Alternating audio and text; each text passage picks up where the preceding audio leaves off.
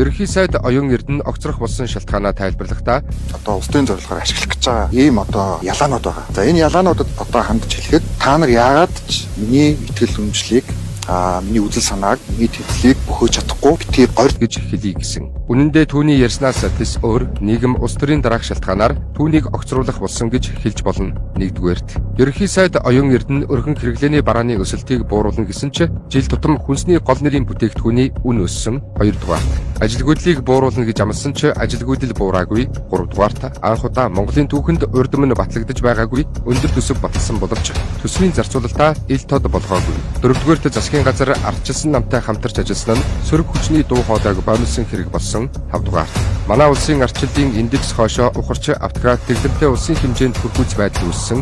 6-дугаар хэвлэлийн эрх чөлөө хумигдсан. Хэвлэн нийтлэх олон нийтэд мэдээлэл хүрэхээр ажиллаж буй сэтгүүлчийг цагдан хордог үг хэлэх эрх чөлөөг нь боомлдог явдал газар авсан. 7-дугаар ерөнхий сайд оюун эрдэнэ хүү Тэмүүлэнгийн тансаг хэрэглээ найз охиндоо авч өгсөн бэлэг сэлтэн иргэдийн бүхэндлийг төрүүлж түүний хүүг орлогоо нотлохыг шаардсан явдал зэрэг долдгийн 7 шалтгааныг дурдж болно.